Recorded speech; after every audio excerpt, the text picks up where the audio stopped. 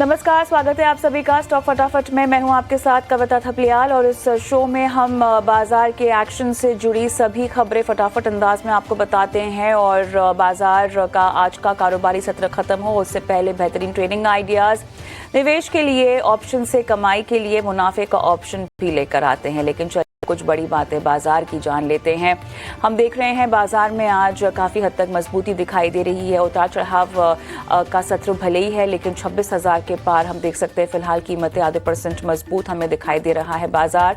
और इतना ही नहीं, हम बैंक निफ्टी देखें तो लगभग 160 अंकों के उछाल के साथ 59,400 के पास। मेटल शेयरों की बात करें, जोरदार खरीदारी यहां पर आती हुई दिखाई दे रही है। हिंद कॉपर, हिंसिंग 6% चढ़ते हुए। रियलिटी शेयरों में भी तेजी का एक आलम है। अनंतराज लगभग 8% ऊपर। ऑयल एंड गैस शेयरों में रफ्तार है। बीपीसीएल की बात करें, करीब 3% यहाँ पे मजबूत होता हुआ दिखाई दे रहा है। और देखिए, बाजार की चाल के लिहाज से अगर हम देखें तो फिलहाल मार्केट ब्रेथ भी काफ़ी मजबूत दिखाई दे रही है।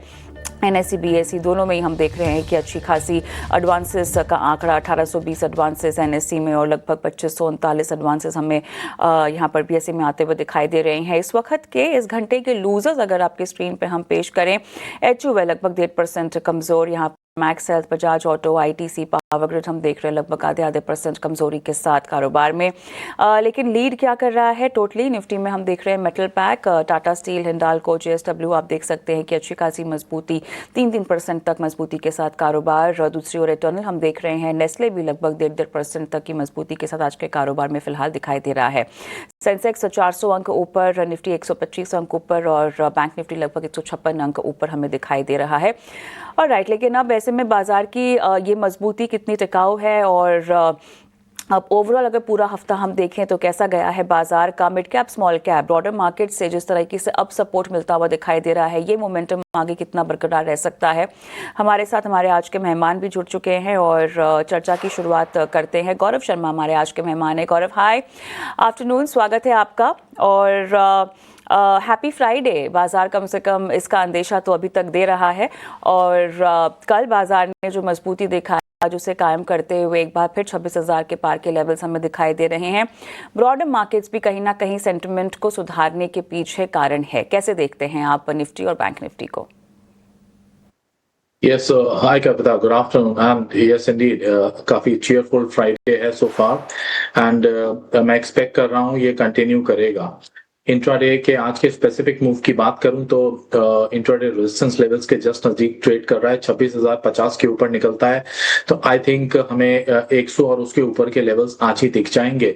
सो it will turn out to be even a better Friday then. Therefore अगर इस तरीके की क्लोजिंग बाजार की होती है 26,100 के आसपास की, तो आने वाले हफ्ते में उत्साह की उम्मीद और ज्यादा बढ़ जाएगी। आज के सत्र में ऑल्दो लार्जली मेटल पैक ने परफॉर्म किया है, मैं उम्मीद कर रहा था कि बैंकर्स के तरफ से भी उस तरीके की परफॉर्मेंस आएगी, बट अभी तक उन्होंने कंट्रीब्यूट नहीं किया है। ऑल्दो सुबह कुछ शुरुआत जरूर हुई थी कुछ चुनिंदा बैंक्स के अंदर, बट वो थोड़ी सी फेड आउट होते हुए लग रही है, वहां से बिल्ड नहीं कर पा रहे हैं। बट लेट्स सी, अभी भी हमारे पास 2.5 घंटे का सत्र बाकी है, शायद उसके अंदर कमबैक मिले और वो एक कैटलिस्ट रोल प्ले करें फर्दर अप मूव के लिए। हैविंग सेड दैट, जिस टाइप का अभी का मूड माहौल बाजार का बना हुआ है, आई थिंक ये इंडिकेट जरूर कर रहा है कि यहाँ से एक अच्छा नेक्स्ट वीक दिखना चाहिए हमें और परफॉर्मेंस अच्छी लग रही है। निफ्टी का क्लोजिंग खासकर अगर बहुत ज्यादा इंपॉर्टेंट रहेगा, किन लेवल्स के आसपास वो क्लोज कर रहा है। चलिए, एक ब्रॉडर मार्केट्स का सेंटिमेंट समझना चाहेंगे आपसे और उसके बाद आपकी आज की ट्रेडिंग कॉल्स पर भी हम रुक करेंगे। ये सेंटिमेंट का सुधार कितना टिकाऊ ब्रॉडर मार्केट्स में? जी, अभी 1:2 का रेशो, ऑलमोस्ट 1:2 का रेशो है। 1900 प्लस एडवांसेस दिख रहे हैं और 1060 के करीब डिक्लाइंस हैं। काफी हेल्दी मार्केट ब्रेथ है यहाँ पे और मिड और स्मॉल कैप इंडेक्सेस की परफॉर्मेंस भी अभी अच्छी आप स्क्रीन पे ब्रॉडकास्ट कर ही रहे हैं। लगभग 0.7% के गेन के साथ मिड कैप 100 इंडेक्स ट्रेड कर रहा है, which is a healthy figure. और जब भी ब्रॉड बेस्ड बाइंग होती है तब मेरा पर्सनल इंटरेस्ट जरूर रहता है उसके अंदर, because generally restricted buying sustainable नहीं होती, पर ब्रॉड बेस्ड बाइंग का इंडिकेशन ही ये होता है कि वो सस्टेनेबल बाइंग है, ब्रॉडर इंटरेस्ट जग रहा है उसके अंदर, एट लार्ज लोग अपनी पोजीशंस कैरी कर रहे हैं। अगर आने वाले 1-1.5 घंटे में ये चीज कंटिन्यू रहती है तो ये क्लियर इंडिकेशन होगा कि लॉन्ग पोजीशंस कैरी होके जा रही हैं और वो आगे के लिए एक पॉजिटिविटी इंडिकेट करेगा। चलिए, तो यहाँ पर इंडिकेशन जो है ट्रैक में रखना है, उसी के मुताबिक रणनीति भी बनानी है। लेकिन चलिए, आपकी फटाफट ट्रेडिंग कॉल जरा आप बताएंगे। यस, दो मेरे पसंदीदा जो सेक्टर अभी चल रहे हैं मैंने उन्हीं में से चुना है। First is the banking pack, IDFC first bank मैंने चुना है। ये स्टॉक काफी लंबे समय से मेरे रडार पे था, बट ऑफ लेट मैंने इसे रेकमेंड नहीं किया। Today is probably for the first time मैं कई हफ्तों में ये स्टॉक को रेकमेंड कर रहा हूँ। 82 रुपीज के अराउंड करंटली ट्रेड कर रहा है। Formation is very solid. एक अच्छा सॉसर फॉर्मेशन के बाद, कप टाइप फॉर्मेशन के बाद अब यहाँ से बिल्टअप होता हुआ दिखाई दे रहा है। ये ब्रेकआउट मिलता है तो एक अच्छा मूव की मुझे उम्मीद है। देयरफॉर ऑल्दो लिटिल प्रीएम्प्ट कर रहे हैं यहाँ पे, बट आई थिंक वर्थवाइल है। 82 रुपए का करंट मार्केट पे बाय की सलाह रहेगी। 79 का स्टॉप और 88 तक के टारगेट्स में एक्सपेक्ट कर रहा हूँ इस स्टॉक के अंदर। जो सेकंड स्टॉक आज मैंने कविता चुना है, that is Indeed from the metal pack. Metal के अंदर एक शानदार तेजी बनी हुई है आज के सत्र में, और लार्जली जो स्टॉक्स इंडिकेट कर रहे हैं, आई थिंक वो तेजी नेक्स्ट वीक में कंटिन्यू होती मुझे नजर आ रही है। हिंडाल्को के शेयर में बाय की सलाह रहेगी। 847 के अराउंड ये क्लोज ट्रेड कर रहा है करंटली शेयर, इसे बाय कर सकते हैं। स्टॉप लॉस प्लेस करना है 828 828 रुपए पे, और 880 880 तक के मैं टारगेट्स इस स्टॉक में एक्सपेक्ट कर रहा हूं first of the next week itself. चलिए, ब्रिलियंट। यहाँ पे तमाम ट्रेडिंग कॉल्स आपने दे दी है, उसके मुताबिक रणनीति। IDFC बैंक में टारगेट 88 का, स्टॉप लॉस 79 का। हिंडाल्को में खरीदारी की सलाह के साथ टारगेट 880 का, स्टॉप लिस्ट जो है 828 का आप रेकमेंड कर रहे हैं। चलिए गौरव, आगे बढ़ते हैं और न्यूज़ मेकर जो कि हमारे शो की खासियत है उसकी ओर आगे बढ़ेंगे। GMDC हमारा पहला न्यूज़ मेकर स्टॉक जो कि स्क्रीन पर हम लेकर आएंगे, और क्लियरली फ़िलहाल हम देख रहे हैं 5% के पार की मजबूती। और ये ट्रिगर न्यूज़ मेकर क्यों है? ओडिशा में 3 कोयला ब्लॉक का अधिग्रहण किया गया है, और उससे तो बूस्ट यहाँ पर 5 और 9 के लेवल्स भी देखने को मिल रहे हैं। ओवरऑल लास्ट 5 ट्रेडिंग सेशंस में लगभग 1.5% की मजबूती, लेकिन पिछला एक महीना हम देखें तो काफ़ी रेंज बाउंड यहाँ पर रहा है। एक डिप भी हमने देखा लगभग 450 के आसपास। टेक्निकली चार्ट पर मजबूती आपको कितनी सस्टेनेबल अब ये दिखाई दे रही है? यस कविता, एक ऑर्डर विन के चलते ओडिशा से जो ऑर्डर विन मिला है GMDC का, उसके चलते इस प्रकार का उत्साह हमें आज इनके शेयर प्राइस में देखने को मिल रहा है। अभी कुछ समय पहले तो इवन ये 7% के करीब की तेजी के साथ ट्रेड कर रहा था। अभी वो तेजी रिस्ट्रिक्ट होकर लगभग 5% पे 519 के लेवल पे आ रही है। स्टॉक फॉर्मेशन अच्छी है क्योंकि स्टॉक गिरते हुए अपने सपोर्ट लेवल के नजदीक आया था और वहां से बाउंस आता दिखाई दे रहा है। देयरफॉर स्टॉप लॉस लेवल्स नजदीक हैं तो risk to reward ratio favourable बनता है। जिनके पास है वो अपनी पोजीशन होल्ड रख सकते हैं। फ्रेश बाइंग भी इन्हीं लेवल्स पे कंसीडर की जा सकती है। उस टाइम पे 480 रुपए का एक स्टॉप लॉस लगाना चाहिए, और 580 से लगभग 600 सवा 600 तक के टारगेट्स आने वाले 1-2 हफ्तों में एक्सपेक्ट किए जा सकते हैं स्टॉक के अंदर। चलिए, तो इन्हीं लेवल्स पर जो है बाइंग आपको फिलहाल इनिशिएट करने की सलाह दी जा रही है उन टारगेट्स के लिए जो रेकमेंड किए गए हैं गौरव की तरफ से। तो GMDC में फिलहाल बाय कॉल आती है। लेकिन गौरव, आगे बढ़ते हैं। सांघी मूवर्स का आप जरा चार्ट खोलिएगा, और यहाँ पर कंस्ट्रक्शन के साथ स्ट्रैटेजिक करार किया गया है। Made in India heavy crane के लिए स्ट्रैटेजिक करार जो है वो सामने होता हुआ यहाँ पर दिखाई दिया है। स्टॉक फिलहाल की ट्रेड में हम देख रहे हैं 1.5% ऊपर है, लेकिन उससे पहले अगर ऑलमोस्ट 1 महीने का भी चार्ट हम स्क्रीन पर लेकर आएँ और वहाँ देखें तो क्लियरली एक दबाव हमें स्टॉक के मूवमेंट में देखने को मिला है।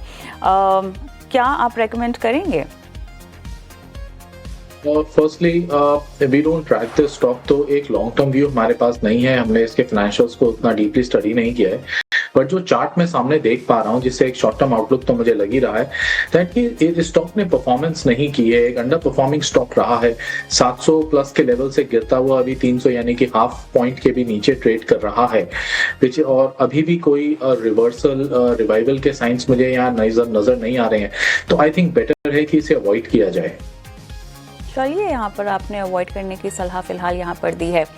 आगे बढ़ते हैं और होनासा कंज्यूमर्स की बात करते हैं। इन्होंने एक नई कैटेगरी में एंट्री की है, मेन पर्सनल केयर, और यहाँ पर अधिग्रहण किया है रेटिनॉलमेंट का भी। और फिलहाल 2.5% काउंटर ऊपर तो है, लेकिन जिस तरह से हमने एफएमसीजी पैक में बाकी काउंटर्स को आगे बढ़ता हुआ देखा है गौरव, कहीं ना कहीं होनासा जो है उतनी तेज़ी नहीं दिखा पाया है, काफ़ी साइडवेज भी रहा है। लेकिन टेक्निकली आप बताइएगा फिलहाल 2.5% की इस मजबूती और इस नए करार को कैसे देखा जाए? 262 के लेवल्स का क्या इस्तेमाल करना चाहिए? यस जिस टाइप से न्यू एज ग्रुप कंपनी ही कहूंगा मैं होनासा को, लिस्टिंग भी कोई बहुत ज़्यादा समय हुआ नहीं है इस कंपनी को लिस्ट हुए और उसके बाद से ये दबाव नहीं है। अभी भी कुछ ऐसा साइंस है नहीं, एज वी स्पीक 2.5% की तेजी है। आज के भी मैं मूव की बात करूं तो बहुत ही वॉलेटाइल मूव रहा है। एक गैप अप ओपनिंग की शुरुआत और उसके बाद लिटरली हेवे मूव चल रहे हैं। सो कॉन्क्रीट एज सच, इवन आज न्यूज आई है और आज का भी कैंडलस्टिक कुछ कॉन्क्रीट इशारे नहीं दे रहा है। ओवरऑल अगर मैं इनके फाइनेंशियल परफॉर्मेंस की बात करूं तो लिटिल बिट सटल परफॉर्मेंस है, थोड़ा बहुत अपटिक जरूर देखने में मिला है, लेकिन सितंबर क्वार्टर में थोड़ा सा प्रेशर दिखाई दिया जून के कंपैरिजन में। आई थिंक वो एक रीजन बना है जिसमें पिछले कुछ दिनों में इसके अंदर गिरावट आई है। बट अगर हमें इस स्टॉक में कंसिडर करना है तो आई थिंक थोड़ा सा लंबा निवेश करना पड़ेगा, लंबी अवधि के लिए इसको कंसिडर करना पड़ेगा, बिकॉज अभी इसको टाइम लगेगा मैच्योर होने के लिए। और आई थिंक इन्वेस्टर्स भी इसी चीज का वेट कर रहे हैं दैट थोड़ा सा और टाइम लगे।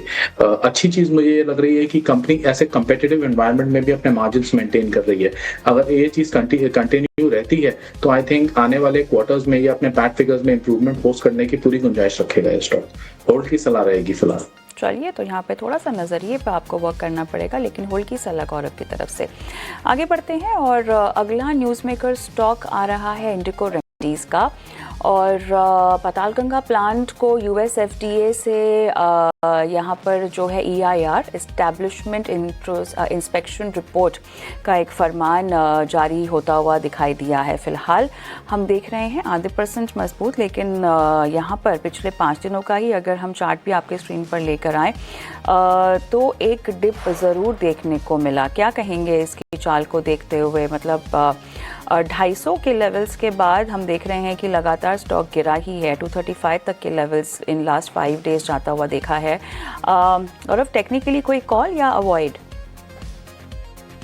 कविता, अवॉइड ही करना पड़ेगा, because it is clearly reeling under pressure. लगातार गिरावट बन रही है। पिछले कई वीक्स का लगातार अगर मैं एक मूव को स्टडी कर रहा हूँ फिलहाल तो नेगेटिव फॉर्मेशंस ही हैं। कोई भी मुझे एक अच्छी दमदार ग्रीन कैंडलस्टिक नहीं दिखाई दे रही है। डेली कैंडल्स को भी स्टडी करेंगे तो बहुत ही इंडिसाइसिव है। बेटर है इस स्टॉक को फिलहाल अवॉइड किया जाए। चलिए आगे बढ़ते हैं और एस्ट्रा माइक्रोवेव हमारा अगला स्टॉक न्यूज़ मेकर काउंटर, और इन्हें ऑर्डर मिला है IMD से 171 करोड़ का। और हालांकि आज मूवमेंट दिखाई दे रही है 0.5% की। और उसके बाद ओवरऑल चार्ट्स में भी हम देख रहे हैं कि एस्ट्रा माइक्रोवेव में कुछ खास मूवमेंट हालांकि है नहीं। छोटे मोटे ऑर्डर्स विन हमें पहले भी आते हुए देखे, लेकिन वो रिफ्लेक्ट पूरी तरह से हालांकि चाल में होता हुआ नहीं दिखाई दे रहा। 908.50 के आसपास पर हम देख रहे हैं ट्रेड हो रहा है। गौरव, कोई इनिशिएट करने की सलाह होगी यहाँ पर? तो ये कंपनी बहुत अच्छे सेक्टर स्पेस में ऑपरेट करती है, नीश सेगमेंट में ऑपरेट करती है, बट उसके चलते भी उस तरीके के परफॉर्मेंस नजर नहीं आ रही है। आई थिंक मार्केट उसको उस तरीके की वैल्यूएशन नहीं दे रहा है। अगर मैं ओवरऑल भी चीज की बात करूं तो जो इनके सेल्स फिगर्स हैं, टॉप लाइन है, उसके अंदर वेरिएशन बहुत ज्यादा आ रहा है। कभी काफी अच्छे उत्साहजनक फिगर्स पोस्ट हो जाते हैं किसी तिमाही में, और कभी बिल्कुल ही उसके एक तरीके से हाफ फिगर्स पोस्ट होते हैं। तो इस टाइप की अनसर्टेनिटी चल रही है। But the good thing is that कि कंपनी अपना प्रॉफिट फिगर्स मेंटेन कर रही है। कंपनी पैट लगातार एक होल्ड करके चल रही है। यही एक चीज है। बट आई थिंक इन्वेस्टर शायद इसीलिए इसमें भी निवेश के मूड में नहीं है, क्योंकि एक ट्रेजेक्ट्री क्लियर नहीं हो रही है क्वार्टरली बेसिस पे। यही वजह वजह है कि स्टॉक के अंदर भी परफॉर्मेंस नहीं है। हो सकता है थोड़ी गिरावट और आ जाए, बट चार्ट फ्रंट पे अगर मैं केवल स्पेसिफिकली देखूं तो एक सपोर्ट जोन से बाउंस आता हुआ नजर जरूर आ रहा है। तो ऑलरेडी जिन्होंने निवेश किया हुआ है स्टॉक में उन्हें होल्ड की सलाह रहेगी। एक स्टॉप लॉस ले लेना चाहिए 865 के नीचे का, ये स्टॉप के साथ होल्ड करें। हो सकता है यहाँ से एक cover up move 950 to 975 zones की तरफ दिखाई दे जाए इमीडिएटली। ऑलराइट, तो यहाँ पर एक स्टॉप लॉस के साथ आपको टारगेट्स दिए जा रहे हैं एस्ट्रा माइक्रोवेव में। एक काम करते हैं, एक छोटा सा ब्रेक लेते हैं। गौरव हमारे साथ आप बने रहें, लेकिन एक छोटा सा ब्रेक के उस पर भी न्यूज़ मेकर स्टॉक्स हैं जिन पर फोकस करना है, और साथ ही मुनाफे की ऑप्शन की रणनीति के लिए एक नए मेहमान भी हमारे साथ जुड़ेंगे ब्रेक के बाद।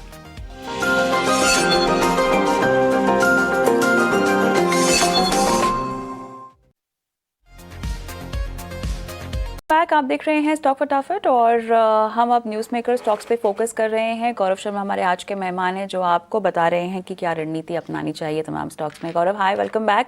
और हिंदुस्तान जिंक की बात कर लेते हैं, और डेफिनेटली चांदी की जिस तरह से चाल दिखाई दे रही है, एक ऐतिहासिक रैली हम एक्सपीरियंस कर रहे हैं।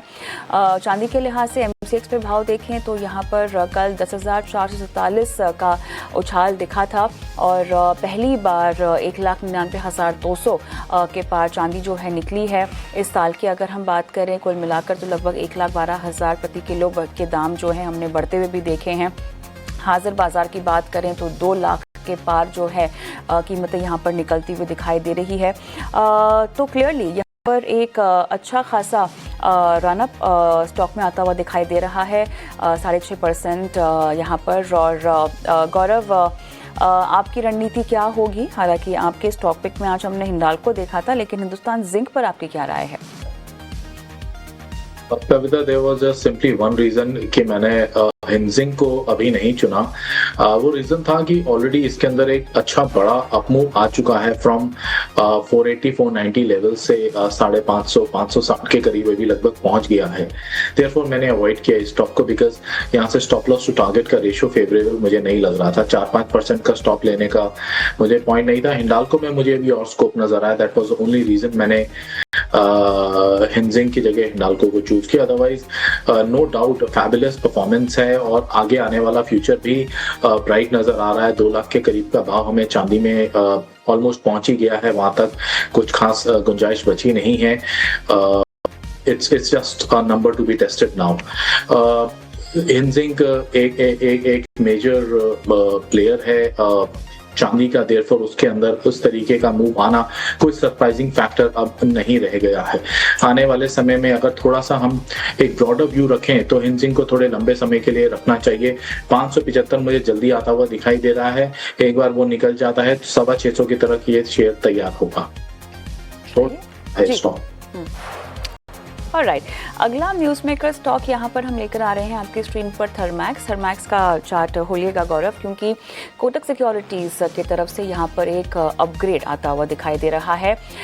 खरीदारी की रेटिंग लक्ष्य 3575 यहाँ पर बताया जा रहा है। 2859 के लेवल्स फिलहाल हैं, 2% के पार की मजबूती, लेकिन कोटक सिक्योरिटीज़ में 3575 का यहाँ पर एक लक्ष्य दिया है। गौरव, आप कितना इत्तेफाक रखते हैं कोटक सिक्योरिटीज़ के ये टारगेट से? Kavita, we have initiated a coverage on it as of now. Therefore long term outlook मैं नहीं शेयर कर पाऊंगा, बट चार्ट्स के हिसाब से मैं देखूं तो अभी तो मुझे उतना अट्रैक्टिव नहीं नजर आ रहा है। एक बार 2950 के अराउंड इन लेवल्स को सरपास करके 1-2 दिन सस्टेन करें, देन सर्टेनली वहां से कुछ बाइंग ट्रैक्शन देखने को मिलेगा 3150 के लिए। तो मैं अभी स्टेप बाय स्टेप ही इसके अंदर मूव करना चाहूंगा इस स्टॉक के अंदर, बिकॉज अभी भी देखें तो एक पूरे साल भर के हिसाब से भी मैं देखूं तो काफी अच्छी खासी अंडर परफॉर्मेंस नजर आई है। 30% की गिरावट के साथ ही ये स्टॉक ट्रेड कर रहा है। उसके प्रीवियस ईयर में एक अच्छा मूव जरूर देखने में मिला था, लेकिन वो फेड आउट होता हुआ लग रहा है। तो I still wait and watch की स्थिति बनाऊंगा। 2950 के ऊपर निकलता है तब ग्रेजुअली ऐड करना चाहिए। चलिए, 2950 के ऊपर निकलता है तो ग्रेजुअली ऐड करने की सलाह आप दे रही हैं थर्मैक्स में। गौरव, एक खबर फ्लैश होती हुई दिखाई दे रही है लॉयड्स इंजीनियरिंग की तरफ से, जहां पर लॉयड्स एडवांस डिफेंस सिस्टम का गठन किया गया है। डिफेंस क्षेत्र में अपनी को आगे बढ़ाने के लिए और मजबूत करने के लिए जो है ये गठन किया गया है। रक्षा क्षेत्र में मजबूत पकड़ के लिए ये सिस्टम का गठन एक्चुअली किया गया है, जो खबर अभी एजेंसीज के हवाले हमें आती हुई दिखाई दे रही है। और क्लियरली पोलैंड के फ्लाई फोकस के साथ जो है ये करार किया गया है। पिछले दिनों इसकी अटकली भी रिपोर्ट हुई थी और अब हम फाइनली इसको होता हुआ देख रहे हैं। कोई खास कॉल आप इस पर देना चाहेंगे, कोई खास कमेंट टेक्निकली लॉयड्स इंजीनियरिंग में खबर के डेवलपमेंट के तहत? देखिए, अभी खबर के हिसाब से उस तरीके का कोई खासा मूव नजर नहीं आया है, लेकिन एक सरप्राइजिंग एलिमेंट जरूर है। ये कंपनी निरंतर अच्छे रिजल्ट्स पोस्ट कर रही है, डिस्पाइट दैट लॉयड्स इंजीनियरिंग के शेयर को उस तरीके की वैल्यू नहीं मिल रही है, शेयर प्रेशर में ही ट्रेड करता चले जा रहा है। ये एक थोड़ा सरप्राइजिंग एलिमेंट मुझे जरूर नजर आ रहा है, क्योंकि नेशनल फ्रंट पे सच मुझे कुछ डाउट डिक्लाइन नहीं नजर में आता, nothing, no red flags as such, लेकिन शेयर अपने सभी इंपॉर्टेंट मूविंग एवरेजेस के नीचे ट्रेड कर रहा है। देयरफॉर हो सकता है ये शेयर टर्म में कुछ डिसअपॉइंट कर सकता है, लेकिन अगर एक डेढ़ या 2 साल का व्यू रखें तो I think these are good attractive levels. इस शेयर को कभी ना कभी अपनी वैल्यू जरूर मिलेगी। जिस तरीके से निरंतर अच्छे रिजल्ट्स पोस्ट कर रहा है, तो आई थिंक वैल्यू सूनर और लेटर जरूर हमें इसके प्राइस फ्रंट में एक्शन नजर आएगा। होल्ड की सलाह रहेगी। चलिए, होल्ड की सलाह रहेगी, आप बने रहें, ये एक लॉन्ग टर्म बेट है, फायदेमंद साबित हो सकता है। गौरव, अच्छा लगा आपसे बातचीत करके, आपने समय निकाला और तमाम स्टॉक्स पे रणनीति दी और स्पेसिफिकली बात की, शुक्रिया आपका। It was a pleasure. Thank you. Stock फटाफट को यहीं समेटते हैं, छोटा सा ब्रेक के उस पर लेकर आएंगे कॉर्पोरेट कनेक्शन, बने रहें।